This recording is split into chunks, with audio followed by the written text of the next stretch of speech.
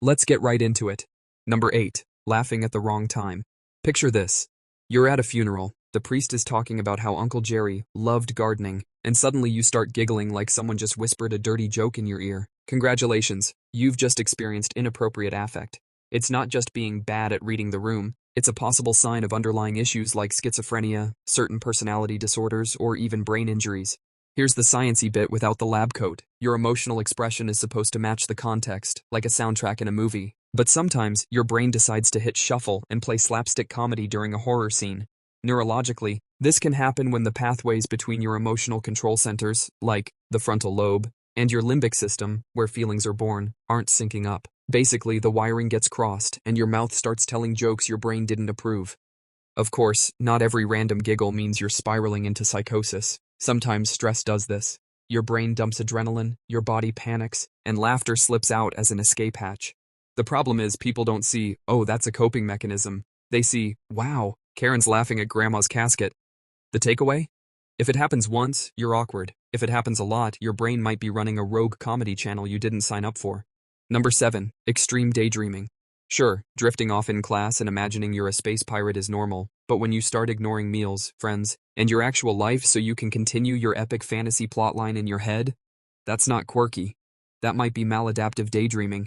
This isn't your average spacing out during Zoom calls thing. We're talking about immersive, hours-long mental movies complete with recurring characters, intricate plots, and emotional arcs that make Netflix look lazy. Researchers think it's often tied to trauma, ADHD, or obsessive tendencies. Your brain finds reality too boring, stressful, or painful, so it builds a nicer one, a place where you're in control and nobody tells you to take out the trash.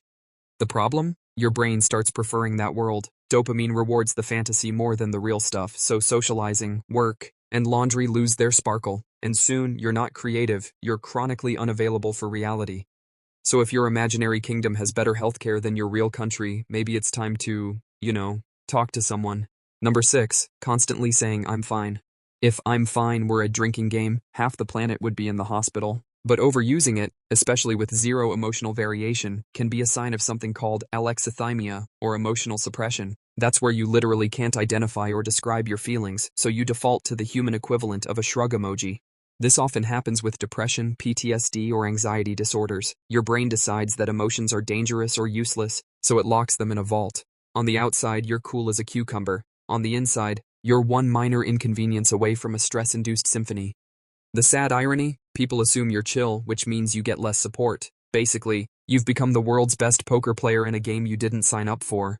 Number 5. Always being too tired.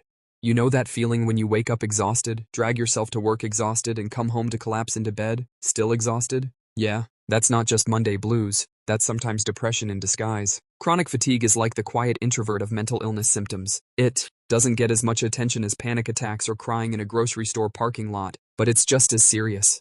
Here's the kicker. Your brain and body are in cahoots on this one. Depression messes with neurotransmitters like serotonin and dopamine, which regulate energy, plus constant mental stress keeps your cortisol high so your body thinks it's running from a bear 24/7. And if you've ever tried sleeping while metaphorical wildlife is chasing you, spoiler, it's not restful. The worst part? Fatigue gets brushed off as laziness, so people tell you to just drink coffee or try yoga, but you can't caffeine your way out of a biochemical traffic jam in your brain. If your exhaustion sticks around despite decent sleep, it might be worth checking if your mind's the real culprit. Number 4. Over-cleaning everything. Let's be real, having a tidy home feels amazing, but scrubbing your sink at 3 a.m. because you can't stop thinking about invisible bacteria? That's edging into obsessive-compulsive territory. OCD isn't just liking things neat, it's an anxiety-driven loop. You get a disturbing thought, my kitchen is teeming with plague, then you perform a ritual, scrub until the enamel cries, to calm the anxiety. Problem is, the relief is temporary, so your brain demands more cleaning to keep the dread at bay. This cycle can eat up hours of your day, wreck your hands, and make you feel like you're held hostage by your own mop. And it's not limited to germs. OCD cleaning can be about order, symmetry, or just bad vibes in a room. Fun fact, the cleaning itself isn't the illness, it's the inability to stop compulsively doing it, even when you logically know your countertops are cleaner than a surgery ward. Number 3. Always playing the class clown. On the surface, being the funny one is harmless, even charming, but sometimes constant humor is emotional armor. Ever heard of masking in mental health? It's where you hide your real feelings under a personality facade so people don't see the pain. The "I'm hilarious" mask is especially common in people with depression, anxiety, or ADHD. Your brain figures that if you keep everyone laughing, nobody will notice you're actually anxious, insecure, or deeply sad. The catch? This strategy works too well. Friends and family start to believe you're fine, which means they don't check in, and your struggles stay invisible. So yeah, next time the class clown won't stop making jokes, maybe they're not just trying to make you laugh. Maybe they're trying to make themselves stop crying. Number 2, being too independent. It sounds like a compliment, right? Wow, you never ask for help, you're so strong. Except here's the twist, extreme independence can actually be a coping mechanism from past trauma. If you grew up in an environment where relying on people got you hurt, disappointed, or humiliated, your brain builds a fortress and posts a big keep out sign. This is called hyper-independence, and while it looks admirable, it's exhausting. You avoid delegating, never admit you're struggling, and treat vulnerability like it's a contagious disease. Psychologically, it's linked to PTSD and attachment issues. Basically, your nervous system decided long ago that people are dangerous, so you do everything yourself to feel safe. The downside? You burn out, relationships suffer, and deep down you might be lonely as hell. You're the captain of your own ship. Sure, but it's hard to enjoy the ocean when you're the only one rowing. Number 1, perfectionism. We all know that one person who has to fix everything, the one who can't send an email without proofreading it 12 times, or who accidentally spends 3 hours redoing a school project that was fine the first time. Yeah, perfectionism can be a red flag for anxiety disorders, obsessive-compulsive tendencies, or even eating disorders. At its core, perfectionism is anxiety dressed up as productivity. Your brain believes mistakes equals danger, so it keeps pushing you to control every microscopic detail.